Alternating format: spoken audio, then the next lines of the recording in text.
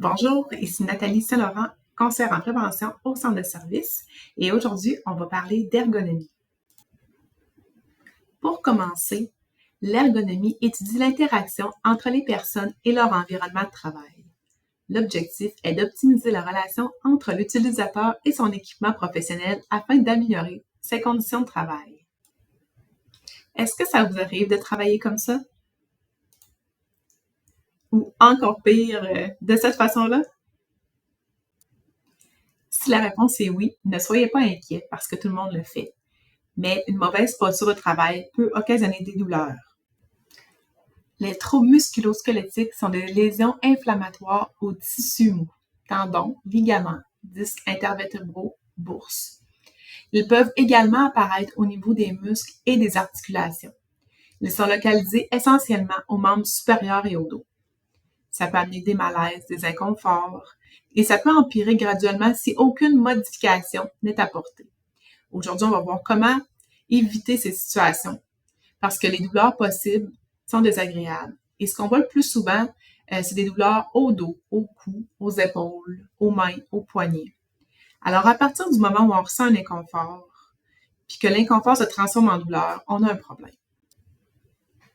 Idéalement, il ne faut pas se rendre là. Il faut viser à avoir une posture ergonomique la majorité du temps. Si toutefois cela vous arrive, il faut en parler à votre gestionnaire, compléter un rapport d'accident et demander mon aide. Plus on attend, plus c'est long à guérir. Par où commencer quand on veut évaluer l'ergonomie de son poste? Il y a principalement 3 volets, la posture, l'organisation et l'espace. Une bonne posture commence par l'ajustement de la chaise. On va regarder l'assise, c'est-à-dire la hauteur et la profondeur, les appuis-bras et l'inclinaison. Pour la hauteur, c'est facile à régler. On se place devant la chaise et on s'assure que les rotules touchent au coussin. Si l'assise est bien réglée, vous aurez les jambes parallèles au sol. Si cela n'est pas possible, un repose-pied peut être utilisé. Une fois assis, les jambes sont à 90 degrés. Si ce n'est pas le cas, il faut utiliser un repose-pied. Sinon, ça engage une pression sur les cuisses et ça nuit à la bonne circulation du sang. Une chose importante est de pouvoir passer une main derrière les genoux une fois assis. Pour les accoudoirs, il faut que le bras soit à 90 degrés. Pour ajuster les accoudoirs, utilisez la planche sur le côté de l'accoudoir pour remonter ou descendre ceux-ci. Le coude fléchi à 90 degrés doit favoriser un relâchement des épaules. L'épaule doit être neutre, elle n'est pas remontée.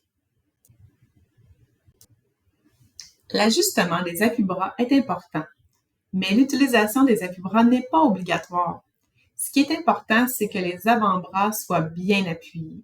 On peut appuyer les avant-bras sur les accoudoirs ou bien sur le bureau. Et même, on peut utiliser une tablette placée sous le bureau. Les 2 postures que vous voyez sont tout à fait ergonomiques. Comme vous pouvez le constater, les bras doivent être le plus près possible du clavier. Il ne faut pas étirer les bras. Ils doivent être près de votre corps. Alors, il faut avancer la chaise et non étirer les bras. Pour maintenir une bonne posture, ce qui est utilisé souvent doit être à la portée de main. Il faut éviter les extensions, les torsions et rester en position droite autant que possible. La souris doit être placée sur le même plan de travail que le clavier. Le bras ne doit pas aller vers l'extérieur.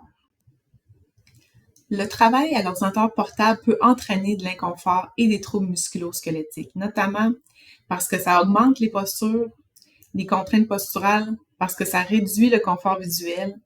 Et puis là, les douleurs peuvent apparaître au niveau du cou, des épaules, après peu de temps. Et aussi, on peut avoir des douleurs au dos.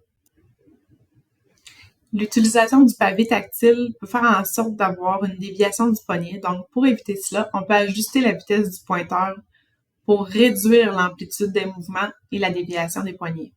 Puis, on peut aussi utiliser les raccourcis du clavier pour moins utiliser le pavé tactile. Pour ajuster l'écran d'un portable, on peut l'incliner vers l'arrière pour modifier la distance par rapport aux yeux. Puis, il faut toujours penser aussi au reflet qu'il peut avoir. Avec un portable, la distance recommandée entre les yeux et l'écran ne peut pas être respectée. Donc, c'est certain que l'idéal, c'est vraiment d'utiliser un écran externe, un clavier et une souris externe également. Si toutefois vous devez absolument travailler avec un portable seulement, voici quelques trucs. C'est d'avoir la tête alignée avec le tronc, le dos bien appuyé, les hanches et les épaules alignées et les pieds au sol. Placez le portable de façon à conserver le plus possible le dos droit, les avant-bras à l'horizontale et en appui sur la table, les épaules relâchées, les poignets alignés avec les avant-bras. Placez le portable sur le bord de la table, créez une compression mécanique sous les poignets ou les avant-bras. Voici quelques accessoires ergonomiques. La souris semi-verticale favorise une posture naturelle en limitant les tensions du pouce. Un clavier numérique externe que l'on peut sortir occasionnellement, pratique pour faire la facturation par exemple, a l'avantage de réduire l'extension du bras droit si on utilise un clavier ergonomique sans les chiffres. Donc, Microsoft présente un kit qui peut être intéressant. La pente favorise la rencontre des doigts, mais il est difficile de s'y habituer.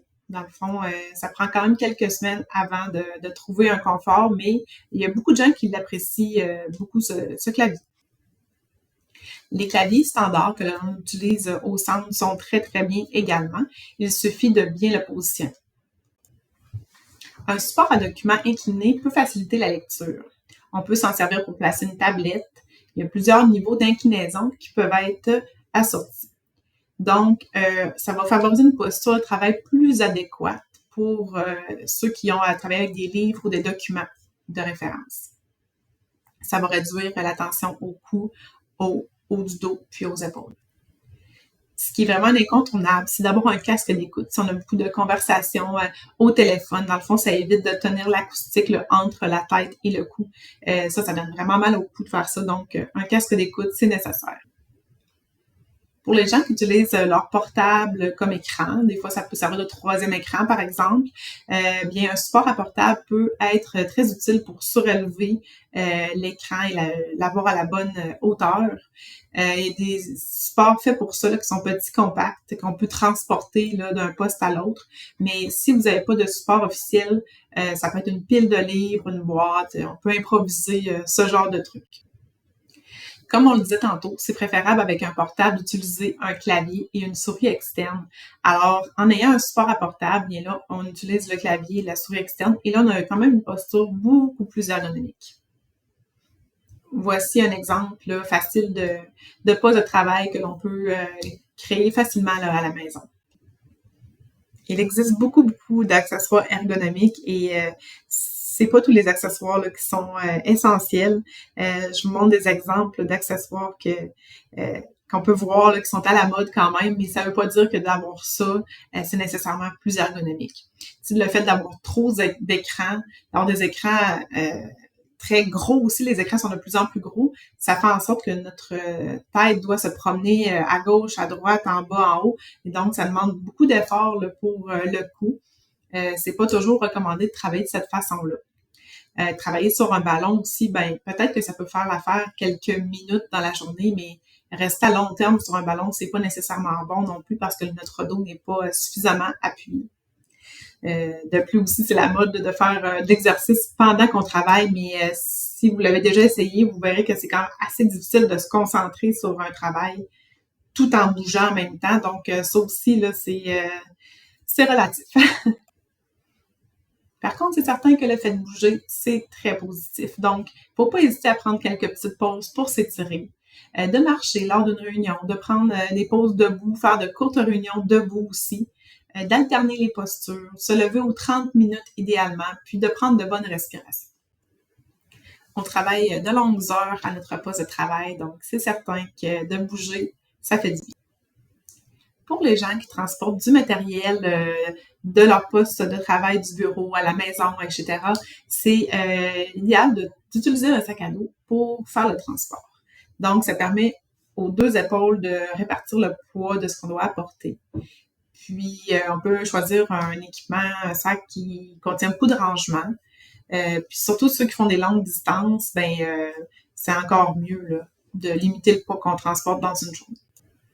Pour ceux que ça intéresse, des outils sont disponibles dans l'intranet dans la section prévention. Merci de votre écoute.